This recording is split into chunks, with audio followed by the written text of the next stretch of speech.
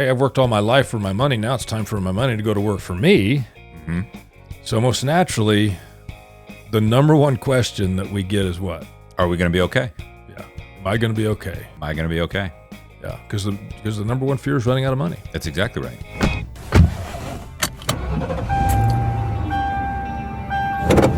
Starting your route to retirement. Welcome to the Guided Retirement Show. I'm your host, Dean Barber. Today, I'm having a conversation with Rett. He's a certified financial planner professional, and we're going to be going through some questions that we've been getting not only from our listeners on podcasts, but our viewers on YouTube and from our very own clients. We're going to discuss things like, is there a recession coming? Are stocks at a point where we're in a new bull market yet? Should we be getting in the market heavier? Are these CD rates and money market rates and treasury rates, should we go there in lieu of bonds because bonds had such a bad year in 2022? We got about a 30-minute discussion here, and I hope you stick around for my entire conversation with Rett, certified financial planner. Before we hop into today's episode, I want to remind our listeners and viewers that you can access the same financial planning tools we use for our own clients on your own time, and all from the comfort of your own home. All you need to do is visit the link in the show notes and click the Start Planning button. From there, you can start building your retirement plan, no cost, no obligation. All right, Rett, certified financial planner. Thanks for being a part of the Guided Retirement Show again. We decided this time around, we do have some of these questions from listeners, but these are questions that are also coming from our very own clients and Correct. People who are seeking out our counsel and are not yet clients, but looking to discover whether or not what we do could benefit them. And so Exactly. Yep. if we think about the scenario of heading into retirement, it's a scary proposition for a lot of people, and it's a scary proposition in a number of different ways. In an up market even, Yeah. From a psychological perspective, it can be scary. Who am I going to be? What am I going to do with my time? Because people like to identify with their job, and that's who they become because they've spent 30 or 40 years with their profession. But the certainty that people have when they're working, they know how much they get paid. They know how much goes into their 401k. Their insurance is taken out of their check. They know how much goes into the checking account. They know how much they can spend. Taxes are already taken care of. And now all of a sudden, run into this period where, hey, I've worked all my life for my money. Now it's time for my money to go to work for me. Mm-hmm. So most naturally, the number one question that we get is what? Are we going to be okay? Yeah. Am I going to be okay? Am I going to be okay? Yeah. Because the number one fear is running out of money. That's exactly right. And it's a legitimate question. Very much so. But it's not an easy one to answer. There's a lot of complexities to it. That's for sure. Yep. Yeah. I think our industry as a whole has tried to simplify it by saying if you just apply the 4% rule and you're going to be fine. That's it. Do I have enough? Can I stay retired? And really the guided retirement system that we utilize to build plans for people is designed to tell them, am I on track? It's like a GPS. That's exactly right. Yep. You get in the car. You got a little bit of a drive to get to the office here. I do. Yeah. So you get in the car, and imagine every morning if you backed out of your driveway and you hit office. It's going to tell you exactly the time you're going to get here when you're still sitting in your driveway, right? That's exactly right. But it's never right.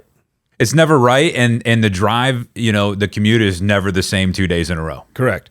The reason it's never right is because things happen along the way. That's exactly right. Right?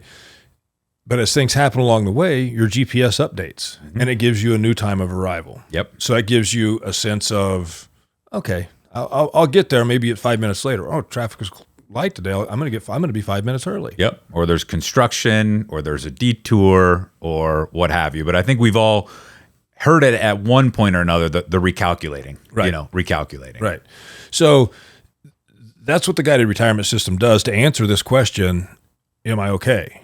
And can I stay retired? It's an evolutionary, I think, concern in clients is that I think you would agree is that when somebody comes to us and they say, "Can I retire?" We in 2022 or 2021 or 2023, we can say yes. But I think to them, it's an ongoing problem to solve, just like the GPS, is that, are we still okay? Right. Yeah, because think about this. We update our plans on a regular basis. And you could I'll just talk about clients that I've served, and you can talk about clients that you serve. But we can go back to the January of 2022, and somebody's plan showed that they had a 90% probability of success. Mm-hmm. We come through all of 2022, which was a horrific year for both stocks and bonds. Sure. And cash at that time wasn't making anything. Absolutely. Yep. And we redo the plan, and it says, I'm at an 89% probability of success. So maybe we dropped 1 or 2% as far as a probability of success. Why is it just that small when you have markets that throw tantrums? It's because we already have taken it into consideration. Exactly.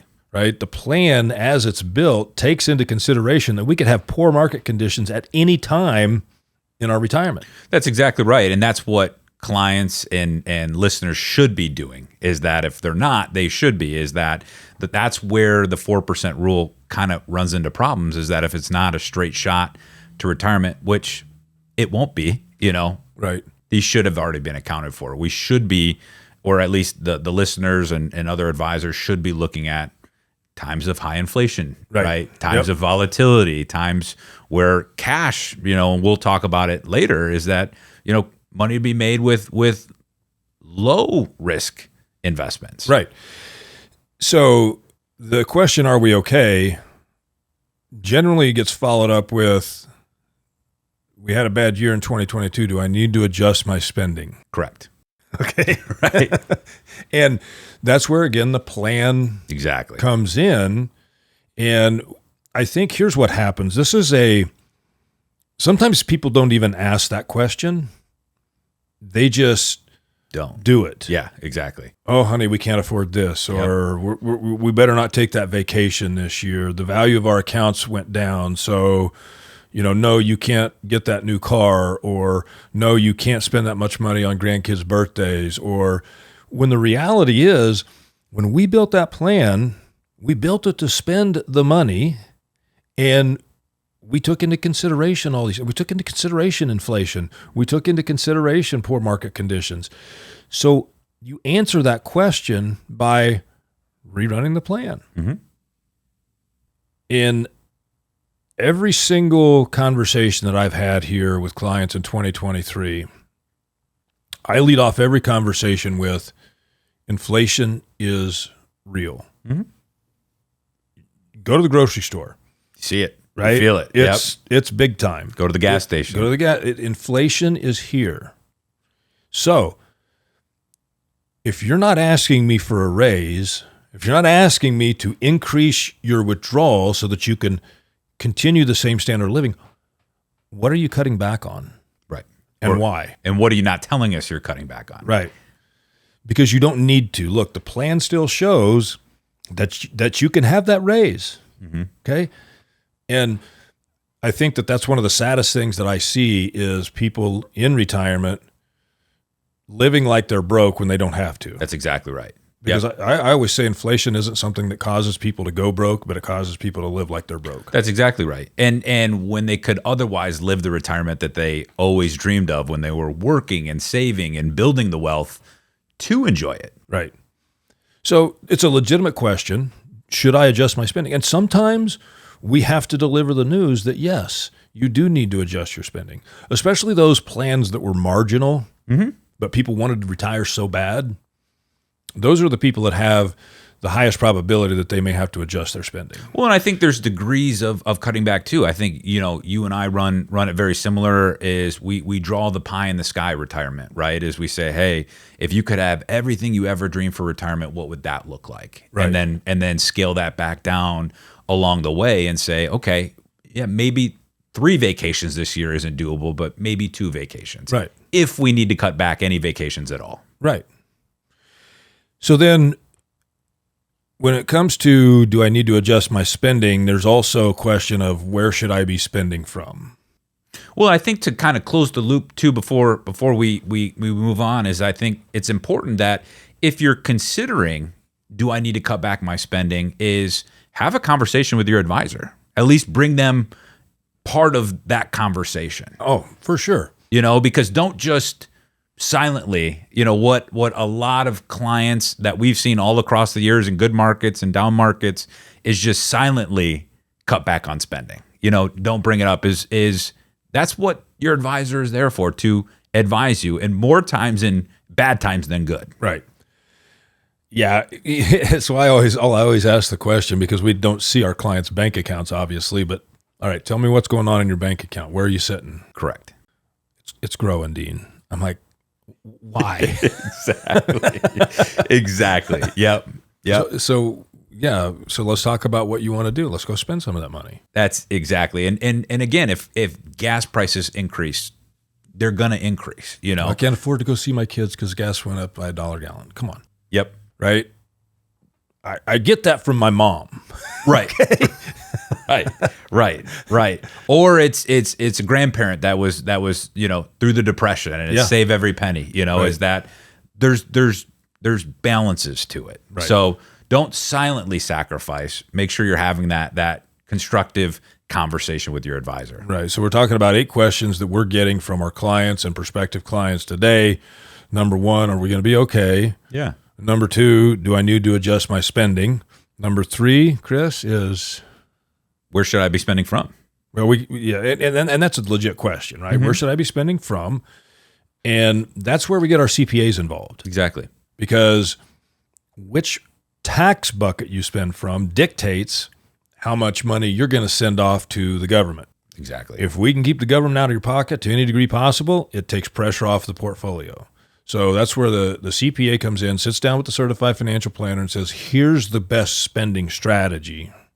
And you need to take this much from this account, this much from this account, et cetera. Mm-hmm. And this is how it's going to impact your tax bill. And our clients, to our credit, I would say, are asking those questions. Absolutely. Because we've spent an enormous amount of time since bringing them on as clients and coaching them that. I would say to anybody that's listening that's not a current client of ours, if you're not talking about taxes and which bucket to spend from, or if you're like a lot of the population that only have one tax bucket, you should be having a conversation on taxes. Yeah, absolutely. And don't wait until after you're retired. Start that conversation before you're retired. Mm-hmm. And if you're not having that conversation with your advisor on some level of taxes, seek out an advisor that you are talking about taxes. Right. Well, and you can't just have an advisor that talks about taxes. I learned that years and years and years ago, which is why we built an actual tax team so they can work side by side with our certified financial planners. Then that's when the real magic starts to happen. That's exactly right. Because the CPA typically can't do that forward-looking tax planning without the certified financial planner drawing up the plan in the first place. Yep. 95% of the CPAs that are out there are very, very good at their job, and their job is backward-looking. Right. Reporting on history. Exactly. Is you did a lot in the previous year, and we want to make sure that the IRS doesn't come after you for whatever you did. Yeah. Is that you're correct? Is that you need a proactive, forward-looking CPA in unison with your financial advisor to prepare and plan for the future. That's right. So with all the uncertainty that hit us in 2022, and with the fact that we are seeing rates rise, we're getting a lot of questions. Yeah. Are CDs and bonds and treasuries, are those good right now? And I would say yes, they are. I mean, look, we saw at one point in May where the 1 month treasury was almost at 6%. Now, it was only for a day. Sure. You missed that day. Sure. You didn't get it. But, 1 month treasuries at 5%, 4 month treasuries at 5.5%, 6 month CDs at 5%. We haven't seen that in 20 years. I was going to say is you've been in this industry a while, me not as long, but it's been a while since you had that conversation with clients about CDs. Pretty much half of my career, we couldn't have that conversation because they were paying nothing. Interest rates were already low following the dot-com bubble, and then when the Great Recession kicked in, and interest rates have pretty much been on the floor forever. Exactly. Yeah. So the answer to the question is yes, they are attractive right now, but they should be looked at as an asset class that you can pivot from and don't tie money up for long periods of time. So in other words, if we can get 1, 2, 3, 4-month treasuries and we could put whatever we want to put in those and say put 25% in each one of those, then we've got a treasury that's maturing every month. So when the opportunity presents itself to get better than that, we're liquid and we can do it. That's exactly So don't right. go out and start buying 2 and 3 and 4 year CDs. Yeah, and I think the conversation is now we have, for our clients and clients all across listening to this, is that there's a whole nother arsenal of tools in your tool belt that all of a sudden is there.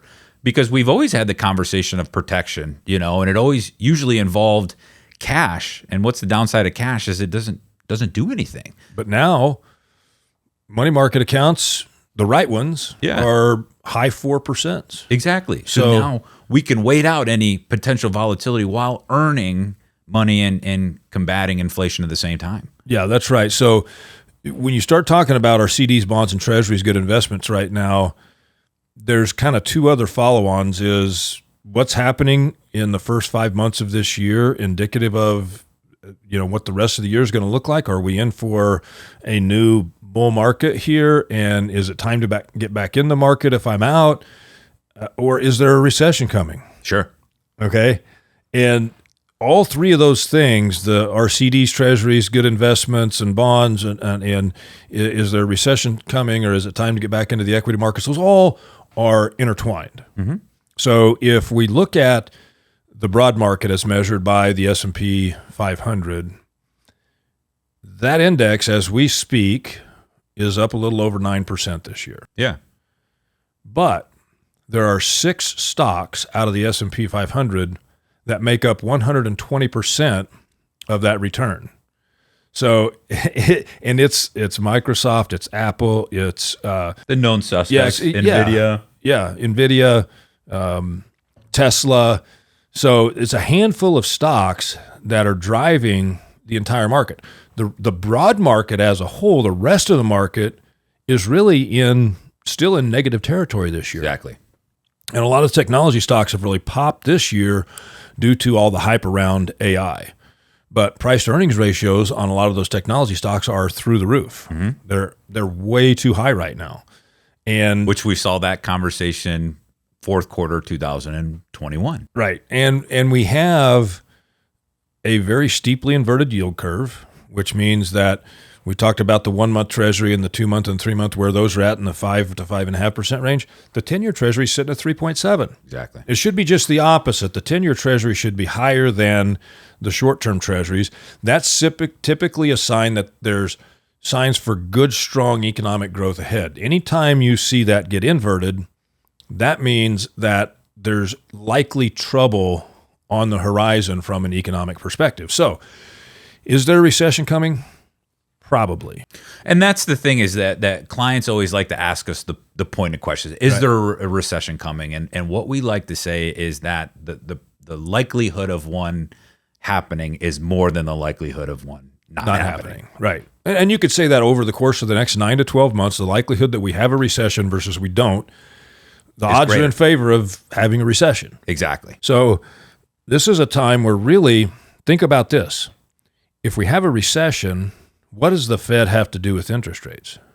Well, they have to stimulate economic activity. So they're going to lower rates. Exactly. And when they lower rates, what does that do to my bonds? Drops the value. It increases the value. Oh, sorry. Yeah, sorry. It increases the value, right? So bonds right now, I would say over the next 12 to 18 months have a bit of a tailwind. Mm-hmm. But because of the inverted yield curve, I would say that stocks have a bit of a headwind. I would agree. Yeah.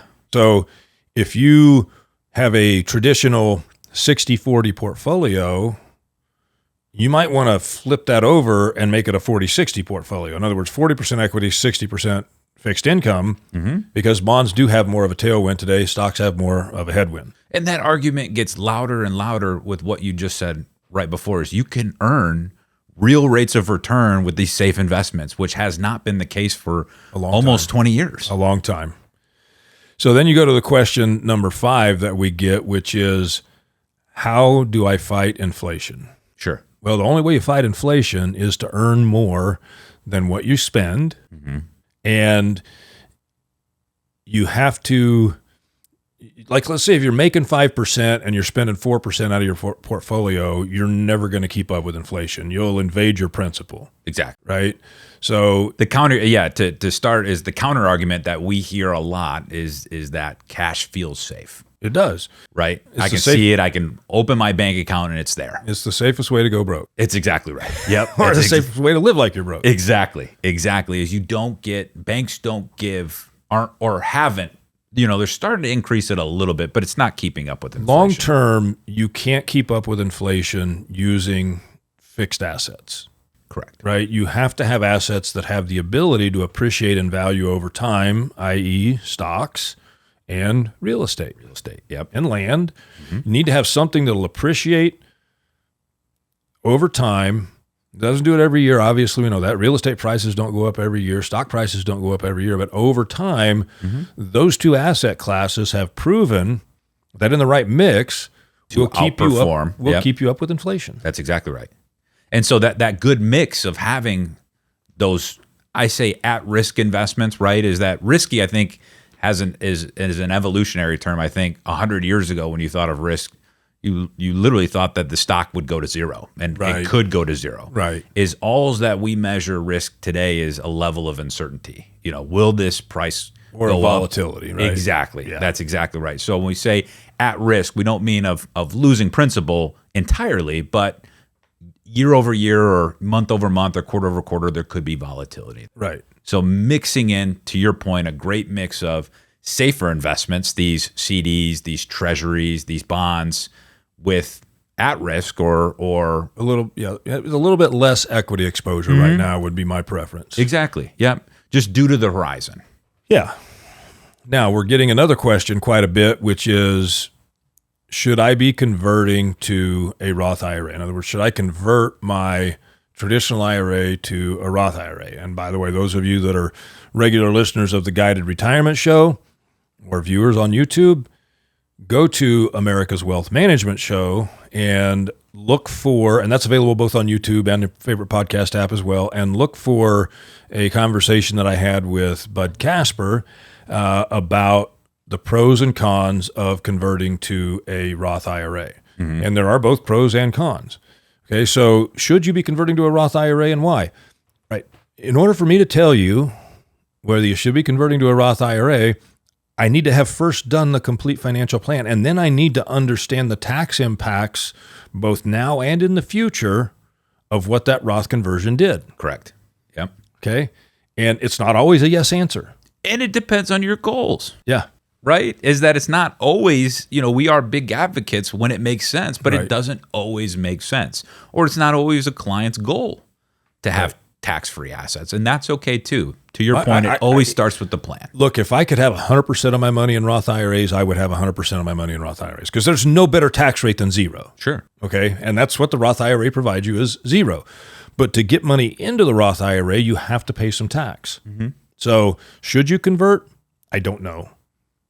I would say that as we do our analysis, 90 to 95% of the time it's yes, you should. And that a lot of that has to do with two things, in my opinion, which is why I think it's clients are asking this now, is the environment is inviting to Roth conversions. It is, because we're in a low tax rate environment compared to where we're going to be in about 2 years and 7 months. Exactly. So January 1st, 2026, the Tax Cuts and Jobs Act that was signed into law by President Trump expires. It sunsets. And we go back to the Obama era tax rates. Exactly. And and that's if nothing gets done. That's right. Right. And so depending on who gets elected into office, and not a political statement, is that if we were all betting people, is we would say that taxes are set to go up if they don't just sunset to the previous administration's tax rates.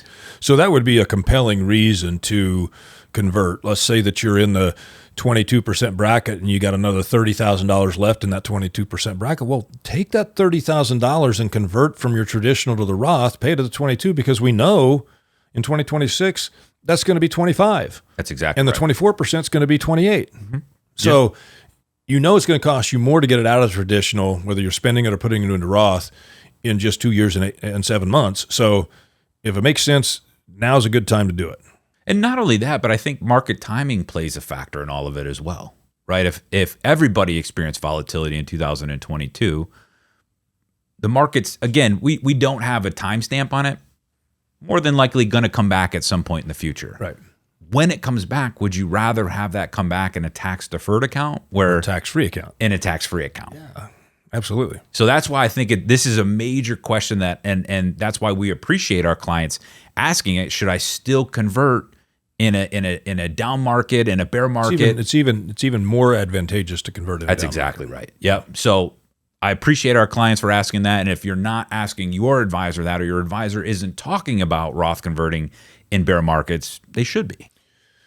Absolutely. So that kind of ties into question number 7. And question number 7 gets kind of complicated because it's end of life planning. It is. What happens when I'm not here anymore? Is my spouse going to be okay? What's the tax impact going to be to my spouse when I'm no longer here anymore? What about other retirement income? What about Social Security? And those are all things that when we do the plan, we take it into consideration, right? Yeah. Because if you are fortunate enough to go into retirement with the one you love, and you both live a long, happy, healthy retirement, everybody's getting their Social Security, you're getting to do a married filing jointly, and maybe you've got pensions or whatever, and you die within a year or two of each other, you don't have to worry about any of that stuff. Unfortunately, we see happen all too often. One spouse passes away early, and if the plan hasn't been stress tested to take into consideration what happens if one spouse dies early, then you can have a lot of pain for that surviving spouse. Oh, a lot of pain. And I think that this unfortunately isn't something that is talked about enough in the industry. And I think, it's never a very comfortable conversation to have, but it is one that does need to be had because it happens. Right. First thing I think I want people to understand here is that it doesn't cost that much less for the surviving spouse to live than it did when both were alive. Correct. Right? The mortgage doesn't get split in half. Most of the expenses stay about the same. Exactly. Okay? Food's going to go down. Grocery bill lowers a little bit. Yeah. Yep. But also, the smaller Social Security check disappears. Mm-hmm. And then that survivor is a single taxpayer, which they hit those higher marginal rates at about half the income of the married filing jointly. So you get the single taxpayer tax penalty. Mm-hmm. Yep. And so that's something that you really have to take into consideration when you say, am I going to be okay? Can I retire now? Do I have to adjust my spending, et cetera? Well, let's think of all the possible things that could happen. And one thing that could happen is one spouse could pass away. And if that plan doesn't work, if one spouse passes away, you got to have a really long conversation about whether or not we need to work a little more, whether we need to spend a little less.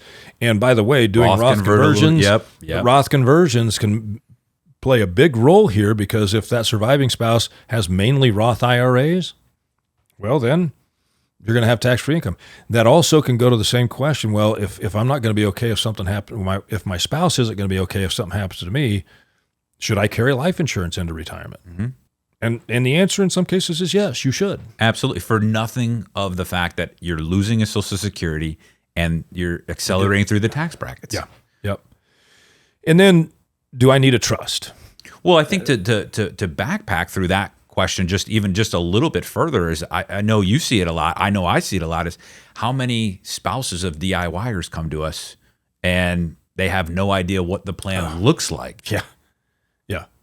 And so that's where, it's even if you're a DIYer and you know that you're doing, and that's code for do-it-yourselfer, and you know what you're doing and you don't need to pay a financial advisor, that's fine. We still recommend reaching out and establishing a relationship so your loved one knows that they're taken care of if something happens. Even if you're hiring that financial advisor on a consulting fee basis while you still are enjoying doing what you're doing, unfortunately, as we age, our mental capacity naturally declines. Mm-hmm. Okay, so there may be a point, and you may pass away before your spouse, and if you're the one doing everything, your spouse is going to need somebody to take care of that for them. And a good certified financial planner can work with you on a consulting basis and have a meeting or two with you each year just to make sure, and then bring your spouse to that meeting so the spouse actually understands everything that's going on. Mm-hmm. Or at minimum, a financial advisor that speaks the same language has an idea of what you're trying to accomplish. So if something happens, and not to say it will all the time, but we've seen it enough happen where a spouse comes to us and said, my husband or my wife took care of everything. I have no idea what I'm doing. Yeah. Yeah, I got too many stories to tell on that one. And Absolutely. generally, they come when it's too late. Exactly. Yep. Generally, they come when it's too late. So then that feeds into the question of, do I need a trust? Exactly. So here's the way I always answer that. A trust has two purposes. One, to carry out your wishes while you're alive in the event that you become incapable of making financial decisions. Okay? The second is to make sure that when you're no longer here, that your wishes are still carried out to your loved ones. The money is distributed in the way that you want it to be. And it avoids probate and it avoids it being public.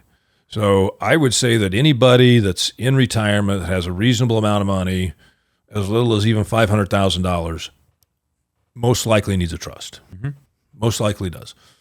And one of the biggest mistakes that we see when people get a trust done is they don't fund the trust. It has to be done. We see it more than we don't, which means that everything needs to be titled in the trust. The beneficiaries of all your retirement accounts need to be thought through. And does that go into the trust after you pass away, or does that go directly to your loved ones? Do you name them directly as beneficiaries?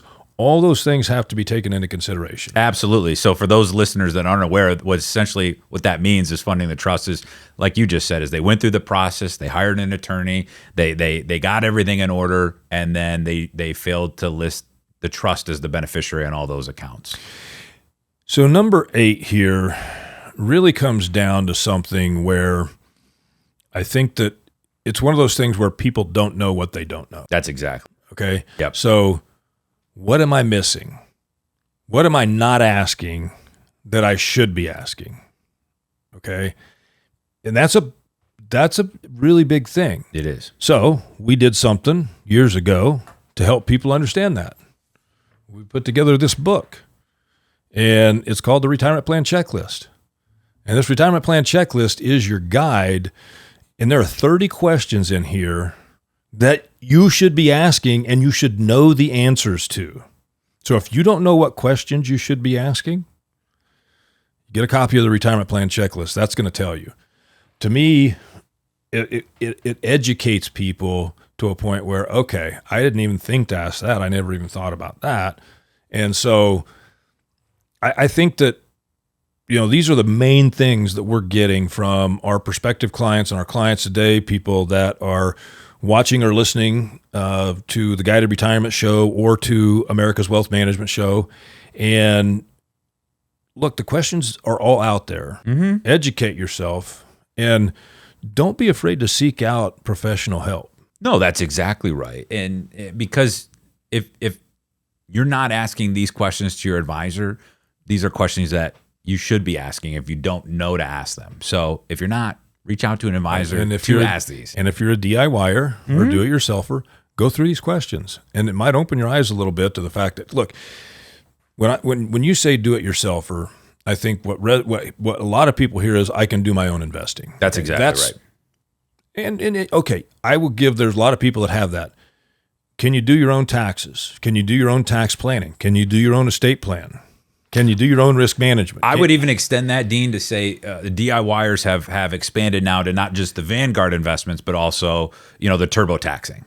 Is that... But that, again, that's reporting history. That has nothing to do with controlling taxes over your lifetime. Exactly. We've expanded so many relationships with DIYers when it comes to tax planning. And it's been a very fruitful conversation that it's something that if you are a DIYer and you've beat the S&P 500 for the last 20 years, A, congratulations, but B, still worth having conversations on tax planning, because more than likely that was done in an IRA or a tax-deferred account. Right. And you're sitting on a ticking time bomb, as your pal Ed Slott loves to say. Yep. Yep, that's right.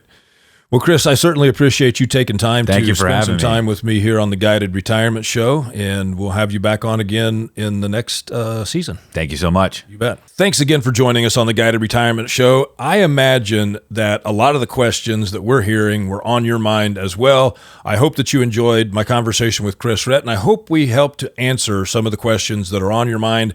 And if you're not a client yet of Modern Wealth Management, please see the show notes, and there will be a link where you can schedule a conversation either virtually by phone or in person with a certified financial planner. And you can also find a link to that retirement plan checklist in the show notes. Don't forget, we're offering you access to the same financial planning tools we use for our own clients. Just get out to the link in the show notes and click the Start Planning button and begin your retirement plan from the comfort of your own home.